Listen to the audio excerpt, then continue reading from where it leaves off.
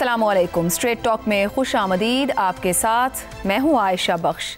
हुकूमत की तरफ से 27वीं तरमीम की मंजूरी के लिए तेज़ तर कोशिशें शुरू हो चुकी हैं। हुकूमती इत्तेहाद 27वीं आईनी तरमीम पार्लियामेंट के दोनों ऐवानों से मंजूर कराने की तैयारी में मसरूफ़ है। हुकूमत की जानिब से कहा गया है कि तरमीम के मुसव्विदे पर इत्तेहादी जमातों से मुशावरत जारी है ताकि इसे इत्तेफाक़ राय से मंजूर किया जा सके। MQM वफ़द ने वज़ीर आज़म से मुलाकात में मुतालबा किया है कि मुजव्वज़ा तरमीम में बल्दियाती हुकूमतों को बाइख्तियार बनाने से मुताल्लिक़ शिकें शामिल की जाएँ। बल्दियाती इदारों को माली और इंतज़ामी सतह पर मुकम्मल इख्तियारात दिए जाएँ ताकि अवामी मसाइल निचली सतह पर हल हो सकें। पीपल्स पार्टी के वफ़द ने भी आज वज़ीर आज़म से मुलाकात की, जहाँ मुजव्वज़ा तरमीम की शिकों पर ही मुशावरत हुई, जिसके बाद पीपल्स पार्टी का वफ़द कराची रवाना हो गया, जहाँ बिलावल हाउस में सेंट्रल एग्जीक्यूटिव कमेटी का इजलास तलब है ताकि पार्टी के मौक़िफ़ को हतमी शक्ल दी जा सके। वज़ीर आज़म शहबाज शरीफ से इस्तेहकाम पाकिस्तान पार्टी के वफ़द ने भी मुलाकात की। इस मुलाकात में भी मुजव्वज़ा तरमीम पर ही मुशावरत हुई। मुस्लिम लीग क़ाफ और बलोचिस्तान अवामी पार्टी के वफ़द ने भी वज़ीर आज़म से मुलाकात की। ज़राए के मुताबिक 27वीं आईनी तरमीम 14 नवंबर को कौमी असम्बली से मंजूर करवाने का फैसला किया गया है। मुसव्वदे को कल यानी कि जुमे के रोज़ काबीना की तरफ से मंजूर किए जाने का इम्कान है, जिसके बाद इसे कल ही सेनेट में पेश किए जाने की इत्तलात है। वज़ीर आज़म ने तमाम वुज़रा और अरकान पार्लियामेंट के गैर मुल्की दौरे मनसूख करते हुए उन्हें इस्लामाबाद में मौजूद रहने की हिदायत दी है। गुज़िश्ता रोज़ स्पीकर अयाज सादिक की ज़ेर सदारत मुशावरती कमेटी के इजलास में फैसला किया गया कि कौमी असम्बली का इजलास 14 नवंबर तक जारी रहेगा। इस मुशावरती इजलास में पाकिस्तान तहरीक इंसाफ के पार्लिमानी रहनुमाओं ने शिरकत नहीं की, जो इस सारी सूरत हाल से वाज़ेह दिखाई दे रहा है कि हुकूमत 27वीं आईनी तरमीम के मुसव्वदे को हतमी शक्ल देने के आखिरी मराहिल में है। ज़राए के मुताबिक मुजव्वज़ा तरमीम में बाज़ शिकों का बुनियादी मकसद मुसल्लह अफ़वाज के दरमियान राब्ता कारी और हम आहंगी को मज़ीद मौसर बनाना है ताकि किसी भी बैरूनी जारियत की सूरत में मुत्तहद और फौरी रद्द-ए-अमल मुमकिन बनाया जा सके। बताया जाता है कि ये शिकें पाकिस्तान और भारत के दरमियान हालिया कशीदगी से हासिल शुदा तजर्बात और जदीद जंगी हिकमत अमलियों की बदलती हुई नौयत को मद्देनज़र रखते हुए तैयार की गई हैं, क्योंकि इस वक्त तीनों अफ़वाज के दरमियान मुकम्मल इत्तेहाद और मरबूत राब्ता वक्त की अहम ज़रूरत समझा जा रहा है। वज़ीर आज़म शहबाज शरीफ नून लीग के वफ़द के हमरा पीपल्स पार्टी के रहनुमाओं सदर जरदारी बिलावल भुट्टो से मुलाकात कर चुके हैं। ज़राए के मुताबिक अगरचे पीपल्स पार्टी कई मुजव्वज़ा तब्दीलियों पर उसूली इत्तफाक कर चुकी है, ताहम उसने NFC अवार्ड से मुताल्लिक़ मुजव्वज़ा तरामीम पर तहफ़्फ़ुज़ात ज़ाहिर किए हैं। पार्टी ज़राए का कहना है कि पीपल्स पार्टी किसी ऐसे इक़दाम की हिमायत नहीं करेगी जो कौमी वसाइल में सूबों के आइनी हिस्से के तहफ़्फ़ुज़ को कमज़ोर करे। पीपल्स पार्टी क्या फैसला करने जा रही है, ये कुछ ही देर तक वाज़ेह होगा, मगर ये सारी सूरत हाल दो बड़े बड़े सवालात को जन्म दे रही है कि हुकूमत इस तरमीम की मंजूरी के लिए इतनी जल्दबाजी क्यों कर रही है।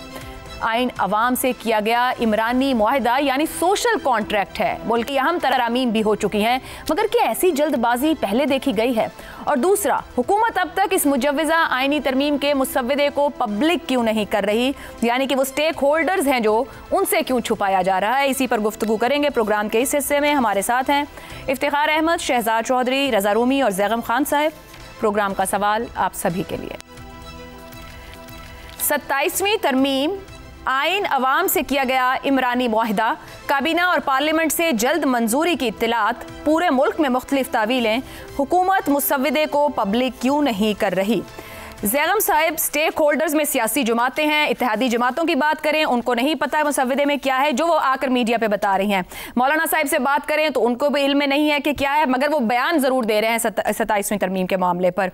अपोजिशन को बात करें तो अपोजिशन भी तनकीद कर रही है, हम कुछ नहीं जानते, मीडिया कुछ नहीं जानता, सिविल सोसाइटी कुछ नहीं जानती, वुकला, बार्स, दानिश्वर किसी को नहीं मालूम। मगर कल ये पेश होने जा रही है काबीना और वहाँ से फिर सेनेट और 14 तारीख तक कौमी असम्बली से मंजूरी। क्या खौफ है, क्यों नहीं पब्लिक किया जा रहा उन तमाम स्टेक होल्डर्स के लिए जिनके लिए ये सब कुछ है?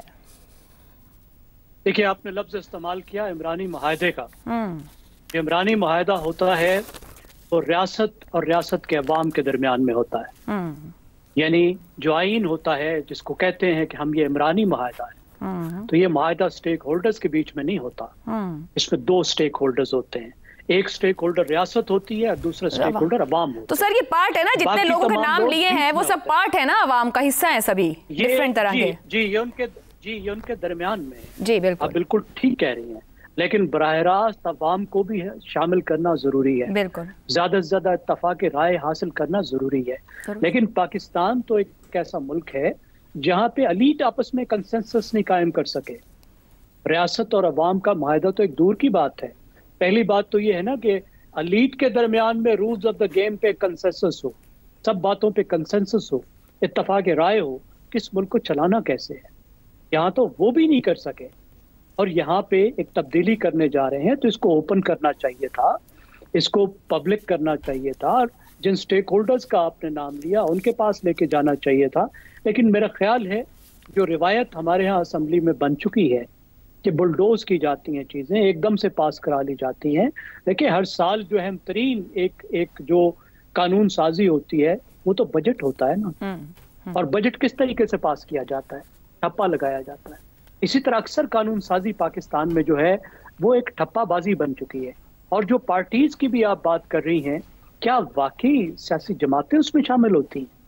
क्या पीपल्स पार्टी की जो सेंट्रल एग्जीक्यूटिव कमेटी गुफ्तगू कर रही है, क्या सेंट्रल एग्जीक्यूटिव कमेटी फैसला करके देगी और जरदारी साहब और बिलावल उस फैसले के मुताबिक आगे बढ़े? मगर ज़ैनब साहब कम से कम राय तो देंगे ना, राय तो सुनी जाए, मैं बोलूं और बात सुनी जाए, चाहे ना मानी जाए, समझी तो जाए कम से कम। नहीं, यानी चंद लोगों से पूछेंगे ना जी, फैसला तो जो उन्होंने कहना है उन्होंने सुना देना है। जरदारी साहब ने जो कहना है वही सेंट्रल एग्जीक्यूटिव कमेटी ने कहना है, जो मियां नवाज शरीफ, मियां शहबाज शरीफ ने कहना है वही उनकी सेंट्रल एग्जीक्यूटिव कमेटी ने कहना है, जो इमरान खान ने कहना है वही पीटीआई की सेंट्रल एग्जीक्यूटिव कमेटी ने कहना है। तो ये तो ओनरशिप वाली पार्टीज है ना।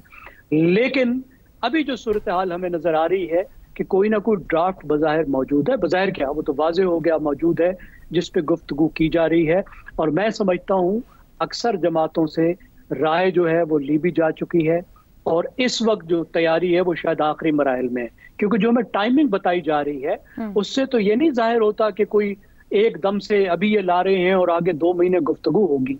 इसका मतलब है कि ज़ैनब साहब फिर तो बड़ी ज्यादा सी बात है, वुज़रा जितने टीवी पे बात कर रहे हैं, जितने मीडिया के सामने आ रहे हैं, वो सियासी जमातें जो मिल रही हैं और उनके लोग जो मीडिया पे बात कर रहे हैं, सब बेखबर हैं और सामने से तो यही कह रहे हैं कि अभी हमने मुसव्विदा नहीं देखा और मुसव्विदे का पता नहीं। तो फिर काहे का खौफ? अगर सब जान भी रहे हैं तो कह दें कि हम शेयर नहीं करना चाहते, वक्त आने पर शेयर करेंगे। नहीं, सब नहीं जान रहे। मैं बिल्कुल ये नहीं कह रहा कि वुज़रा को मालूम है, बिल्कुल नहीं कह रहा कि पार्टी वालों को मालूम है। मैं ये कह रहा हूँ पार्टी मालिकान को मालूम है। अच्छा, रहमान को पता है, जरदारी साहब को पता है, शरीफ साहिबान को पता है, ठीक है ना जी। हो सकता है एएनपी के लीडर को भी पता हो, उन लोगों को पता है। अच्छा, फजलुर रहमान साहब ने तो आज सुबह की गुफ्तगू में तरदीद की, उन्होंने कहा अभी तो पता ही नहीं है, ना मुसव्विदा देखा है ना जानते हैं, जब आएगा तो बात करेंगे। पिछली दफा भी उन्होंने तरमीम की थी, उन्होंने तरदीद की थी, अब भी वो तरदीद कर रहे हैं।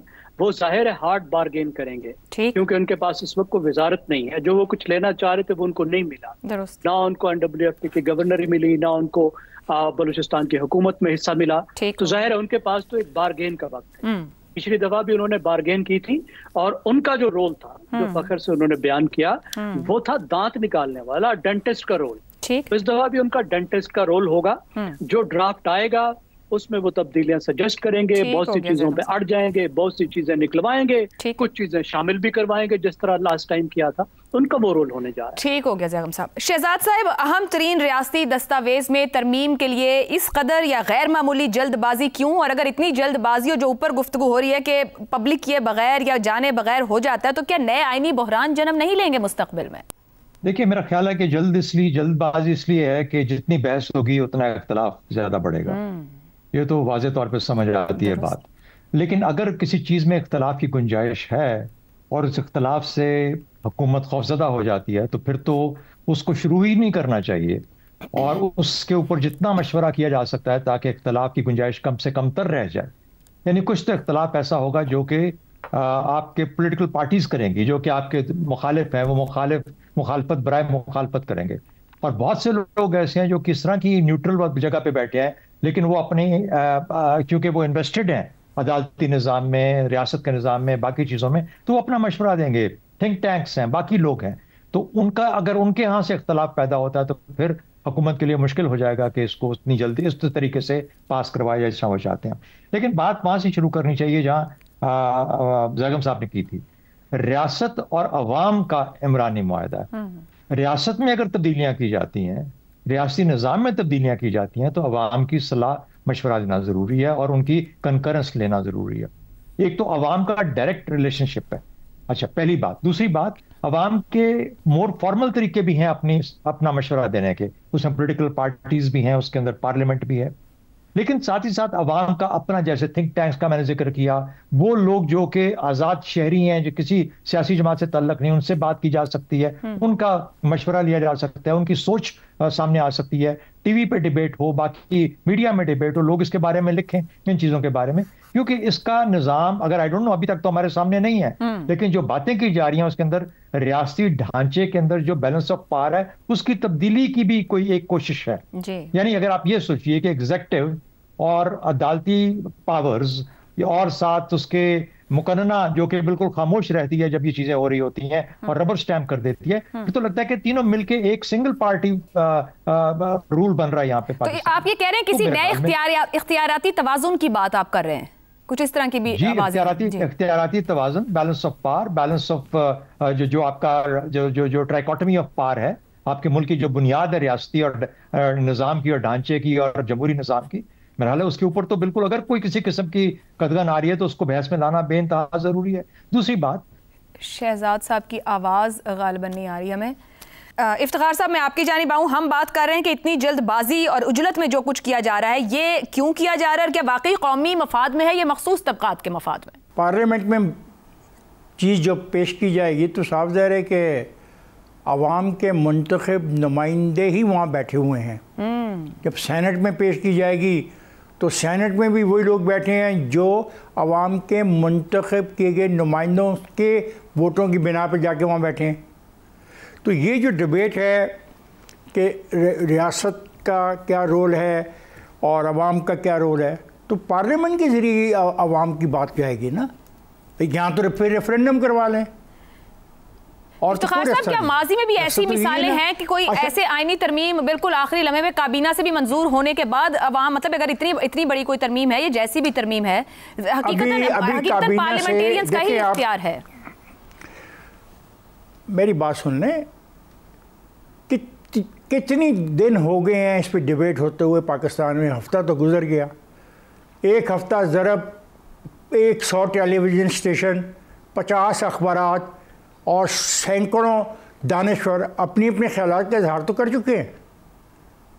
व्हाट इज रिक्वायर्ड, क्या और चाहते हैं? किस बात पर इजहार कर चुके हैं इफ्तिखार साहब? ये तो गलत है। ये तो पीर को बिलावल भुट्टो की एक ट्वीट बता रही है, उसके बाद सब तलाश कर रहे हैं कि वो क्या है। वो किसी सियासतदान से पूछें, वो सहाफी बरादरी से पूछें, वकला से पूछें, किसी के इल्म में नहीं है कि वो क्या है।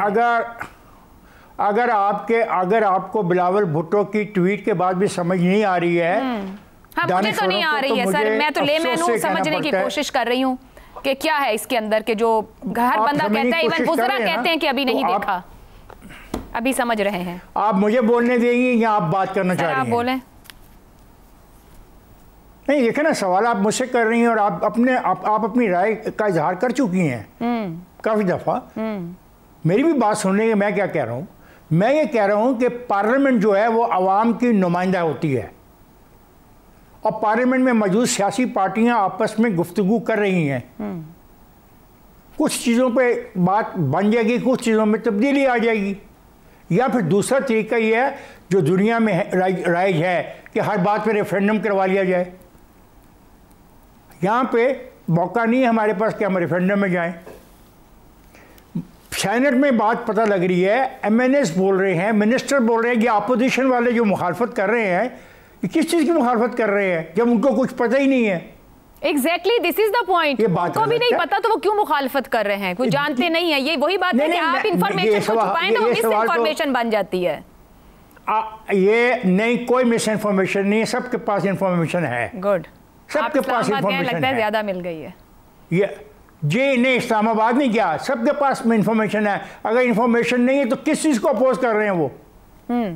ये अजीब बात है। ठीक, कि इल्म भी नहीं और अपोज भी करना है। यही तो सवाल है ना, ख्वाहिशात की नुमाइंदगी कर रहे हैं। बिल्कुल। मैं एक बात आपको साफ बताऊं, it is the parliament who will decide. ठीक होगा। और पार्लियामेंट के अंदर अगर वो वॉकआउट कर जाते हैं, वो पार्टिसिपेट नहीं करते, तो उनकी मर्जी है। और जो पार्टिसिपेट करेंगे वो बिल्कुल बोलेंगे। और आज बोल रहे हैं, अभी मौलाना फजल रहमान का आपने हवाला दिया, मौलाना फजल रहमान ने खुल के बात की है नहीं की आज? जी बिल्कुल की है। अब मौलाना फजल रहमान पर अगले सेगमेंट में भी बात करते हैं। भी बिल्कुल अगले सेगमेंट में मौलाना की ही सियासत और बयान है उसकी। आप मुझे नहीं बात करने देना चाहती, आपकी मर्जी है। मैं तो समझता हूँ कि आवाम की नुमाइंदगी पार्लियामेंट में उसके मुंतखब नुमाइंदे करते हैं। आई एग्री विद इफ्तिखार साहब, आपने एक ही जुमला बताया, वही मैं कह रही हूँ कि पार्लियामेंट का इस्तेहकाक और पार्लियामेंट फैसला करेगी। जी शहजाद साहब, आपकी गुफ्तगू कट गई थी बीच में, कहिए। इमरानी मुआहदा पार्लियामेंट के साथ नहीं है, अवाम और रियासत का है। पार्लियामेंट किसी हद तक नुमाइंदा है, जिस तरह सियासी जमातें नुमाइंदा है जी, लेकिन अवाम की अपनी भी एक आवाज है। बिल्कुल। अब वो रेफरेंडम की जरूरत नहीं है, जिस तरीके से नॉन सर्कल्स हैं वहां पे लोगों को उनसे बहस करवानी चाहिए, थिंक टैंक्स को दें, लोगों को बोलें इस पे मज़ामीन लिखें, उसके लिए टाइम चाहिए लोगों को। जब तक उनके सामने मसला आएगा नहीं कि असल में है क्या जो चेंजेस लाई जा रही हैं, अमेंडमेंट के अंदर क्या कुछ शामिल है, वो खुल के सामने नहीं आएगा किसी शक्ल के अंदर। अब मुझे बताइए, कल कैबिनेट के अंदर रिपोर्टेड ये है कि कल कैबिनेट की मीटिंग हुई है जिसके अंदर वज़ीर आज़म वज़रा के सामने इसको रखेंगे और इसका अप्रूवल दे लेंगे कल, और उसके बाद कल ही सेनेट में शामिल कर दी जाएगी। मुझे बताइए, जो वज़रा हैं हमारे जितने भी हैं 30, 35, 40 हैं, इनके पास वो जो घंटा, 1.5, 2, 4 होंगे, उसके अंदर वो ये समझ बूझ जाएंगे हर चीज को? उनकी अपनी कोई राय होगी? कोई वो पढ़ना चाहेंगे, कहेंगे मुझे 2 दिन दें ताकि मैं पढ़ के देखूं इसके अंदर क्या इसके मुज़मरात हैं? तो ये चीजें जो कि सवाल उठाती है, कहती है कि क्या आपने अवाम को उस इमरानी मुआहदे के तहत वो मौका दिया है कि वो अपनी बात कह सकें आप तक, या ये रबर स्टैंपिंग है फ्रॉम टॉप टू बॉटम? तो रबर स्टैंपिंग को खत्म करना है, ओनरशिप देनी है, अवाम को ओनरशिप देनी। अवाम को ओनरशिप उस वक्त होगी जब हम, और आप दलील लेके आए, आप हमें वजह बताएं क्यों करना चाह रहे हैं। अगर आप ये कर रहे हैं, जो भी कर रहे हैं, उसकी वजह बताएं, दलील दें, रीजंस लेके आए, और यही अवाम आपके साथ मिलकर खड़े हो जाएंगे। बिल्कुल दुरुस्त। आप क्यों ऐसा काम करते हैं जिसके खिलाफ लोग आपके खाम में मुखालफत शुरू करते हैं? बिल्कुल तो ये सवाल है कि मामला सामने लेके आए, खोल के रखें, ताकि आवाम की राय या लोगों की राय, और लोगों को कन्विंस करें। बिल्कुल आप टीवी पे आके बातें करें ताकि लोग सुने और उसे कन्विंस हो कि हाँ इसकी जरूरत है करने। वेरी वैलिड पॉइंट कि लोग अनजाने में उस बात पे तनकीद कर रहे हो या राय साजी कर रहे हो जो बात वो जानते नहीं। इससे बेहतर है कि हुकूमत उस मामले को खुद सामने रखे। रजा रूमी साहब, तो फिर जल्दबाजी का मकसद क्या कहा जाए? क्योंकि तकरीबन सियासी जमातों के जितने रहनुमाओं ने गुफ्तगू की, पार्लियामेंटेरियंस हैं वो सारे, इस वक्त तक के लम्हे तक उन्हें नहीं पता कि इस तरमीम में क्या है। सिविल सोसाइटी नहीं जानती, वकला नहीं जानते, मीडिया नहीं जानता, सोशल मीडिया नहीं जानता। मुमकिन तौर पर जो भी है वो बेशक सबके भले और फायदे की चीज हो, वो फ्यूचरिस्टिक हो, मगर मुखालिफत भी हो रही है, गुफ्तगू भी हो रही है, राय साजी भी उसके ऊपर हो रही है। कोई खौफ है कि उसे पब्लिक नहीं किया जा रहा, और क्यों है ऐसा खौफ? देखिए, ये खौफ का मुझे तो नहीं मालूम कितना आंसर है। गालिबन पब्लिक इसलिए नहीं किया जा रहा कि जो उसकी खदोखाल है, फाइनल जो ड्राफ्ट है, वो 2 बड़ी पार्टियां जो कि हुक्मरान इत्तेहाद में शामिल हैं, उनकी जब तक मुकम्मल तौर के ऊपर एग्रीमेंट नहीं होगा, शायद उसको पब्लिक नहीं किया जाएगा। ये इसमें कोई आर नहीं है। अगर आपको याद हो तो 18वीं तरमीम की भी बहुत सारी, अगरचे कि उसमें बहुत वक्त लगाया था सियासी पार्टियों ने, लेकिन उन्होंने कई महीने लगाकर पहले जो मुख्तलिफ कलामी की बात रजा रूमी साहब, वो 10 महीने तक की डेलिब्रेशंस थी और वो अवाम तक गई थी, लोगों से छाप कर भी राय मांगी गई थी। मगर यहाँ पर तो अगर कल 7 को पेश हो रही तो 14 तक मंजूर होने की बात हो रही है। जैसे शहजाद साहब ने कहा, क्या काबीना उसको पढ़ पाएगी? क्या सेनेट के लोग उसको पढ़ पाएंगे? क्या रद्द अमल दे पाएंगे? नहीं, इस टाइम फ्रेम में तो नहीं दे पाएंगे कि यहाँ पर पार्लिमानी रवायात जो है उनको मलहूज नहीं रखा जा रहा। ये बिल्कुल सही बात कही गई कि इसमें जो आईनी तरमीम होती है उसमें अवाम की डायरेक्ट शमूलियत किसी ना किसी तरीके से ज़रूरी होती है, चाहे वो आप मीडिया के थ्रू करें, थिंक टैंक्स के थ्रू करें, चाहे वो आप आजकल तो टीवी और सोशल मीडिया का ज़माना है उसके थ्रू करें। एक बाकायदा अवामी जो पल्स होती है या राय आमा जो होती है उसका अहाता करना भी लाजमी होता है। सिर्फ ये नहीं होता कि 2-3 बड़ी पार्टियों ने मिलकर फैसला कर दिया और बुलडोज कर दी। इसी तरह किसी ना किसी स्टेज पर या किसी ना किसी लेवल के ऊपर जो अपोजिशन होती है वो भी, उसकी राय भी ली जाती है, क्योंकि ये तरामीम तमाम मुल्क के लिए होती है, किसी एक पार्टी, किसी एक हुकूमत के लिए नहीं होती।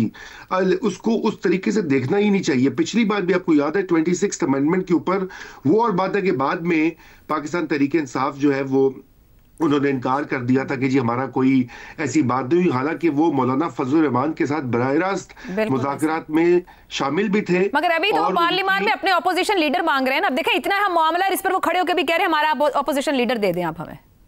जी बिल्कुल, वो और ये ज्यादती है। मैं समझता हूँ कि जितनी भी जो भी राय रखे लोग मौजूदा अपोजिशन से या पाकिस्तान तहरीक इंसाफ से, उनको भी लोगों ने वोट दिए। अगर हम अवाम की बात करते हैं तो बहुत सारे अवाम के नुमाइंदे वो उनका ताल्लुक उस पार्टी से भी है।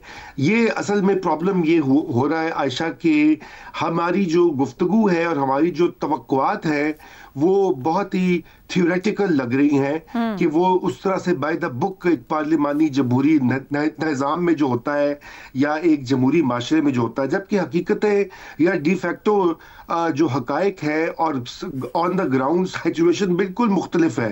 पाकिस्तान में इस वक्त आप ये नहीं कह सकते कि जमहूरियत एक नीम जमहूरियत वाला सिलसिला है और एक हाइब्रिड सी कैफियत है और उसी के तहत ये सब कुछ हो रहा है, इसलिए इसमें कोई अचंभे की बात भी नहीं है। ये इसी तरह होता है और उसकी अगर आप इस तरमीम की बहुत सारी जो चीज़ें पब्लिक में आ रही हैं उसका जिक्र हो रहा है, वो भी आप देख लें तो वो भी बहुत सारी एक हाइब्रिड निज़ाम को मुस्तहकम करने के लिए और उसकी तवालत के लिए ये तगोदो की जा रही है। इसमें कोई अवाम की बेहतरी का मुझे कम ही अंसर दिखाई देता है। जी एक ब्रेक लेते हैं, ब्रेक से वापस आएंगे तो अपोजिशन की अब तक की मुखालफत और रद्द-ए-अमल क्या वो एक प्लेटफॉर्म पर होंगे? नहीं, इस ब्रेक के बाद। मौलाना फजलुर रहमान के मुताबिक पहली तरमीम का लुकमा अभी गले में फंसा हुआ है और दूसरा लुकमा भी दे दिया गया है। ये असेंबली दरअसल हकीकी अवामी नुमाइंदा नहीं बल्कि बने बनाए इंतखाबी नताइज के तहत तश्कील दी गई है। मौलाना की जानिब से सख्त गुफ्तगू की गई है कि आइन जैसे कौमी दस्तावेज को क्यों छेड़छाड़ की जा रही है। इसी तरीके से महमूद खान अचकज़ई की सरबराही में इजलास के शुरका ने भी इस तरमीम को जहर कातिल और आग से खेलने के मुतरादिफ करार दिया है। साथ ही मुल्की एहतजाज, कौमी कॉन्फ्रेंस, सिविल सोसाइटी के साथ रवाबित की बात की गई है। अपोजिशन की तरफ से जिस तरह के बयानात और गुस्से और खफगी का इजहार किया जा रहा है, क्या एक प्लेटफॉर्म पर भी इकट्ठे हो पाएंगे? इसी पर गुफ्तगू करेंगे। पैनल के लिए सवाल इस तरह से, तहरीक तहफ़्फ़ुज़ आईन पाकिस्तान और JUI 27वीं तरमीम की सख्त मुखालिफ, क्या अपोजिशन मुत्तहिदा हिकमत अमली अपनाएगी या अपने अपने सियासी फायदे के तराजू में ही आइन को तोल रही है? शहजाद चौधरी साहब, बहुत सख्त गुफ्तगू मौलाना साहब ने की, उधर से तहरीक तहफ़्फ़ुज़ आईन पाकिस्तान एहतजाज और सड़कों पर आने की बात कर रही है। आपको लगता है कि ये सिर्फ बयानिए की हद तक है, नारे और तकरीर की हद तक है, या मुत्तहिद होकर भी, इकट्ठे होकर भी कोई एहतजाज या अपना मौक़िफ़ सामने लेकर आएंगे? आयशा देखें, सख्त गुफ्तगू जो है ना, ये सिर्फ और सिर्फ एक सियासी वो है, उसको क्या कहते हैं कि अपना इजहार करने की बात है। क्योंकि कोई वजह, पहले खुद ही तो वो कह रहे हैं कि अभी तक मुसव्वदे उनके हाथ में नहीं है, तो सख्त गुफ्तगू किस वजह से कह रहे हैं? मुझे तो उनसे एक तामीरी गुफ्तगू की जरूरत है। मैं पाकिस्तानी शहरी होने की हैसियत से उनसे तामीरी मैं ये चाहता हूं कि वो तमाम के तमाम शिकें जब उनके पास आए तो हर शिक के अंदर से जो एक नुक्ते ऐसे हैं, नुकात जो कि अवाम की और रियासत की बेहतरी के लिए हैं। देखिए, बात यहाँ पे आइन किसके लिए है? आइन अवाम के लिए और रियासत के लिए। अगर वहां पे कोई बेहतरी आ रही है तो उसको और बेहतर तरीके से उजागर करें और कहें कि हाँ ये बेहतर है, और जो चीज बेहतर नहीं है उसको आइडेंटिफाई करें कि बेहतर नहीं है। तो मैं ये नहीं समझता कि ये जो मुखालिफ जमातें हैं, जिनको सियासी मुखालिफ जमातें कहा जाता है, ये इकट्ठी होकर कोई मुखालफत करेंगी। किस लिए मुखालफत करेंगी? क्योंकि वो सियासी मुखालिफ है। मेरा तो ख्याल है कि यहाँ पर एक आइन की बात हो रही है जो कि अवाम का आइन है और रियासत का आइन है, और इस इमरानी मुआहदे के लिए जरूरी है कि इनका हिस्सा पॉजिटिव होना चाहिए।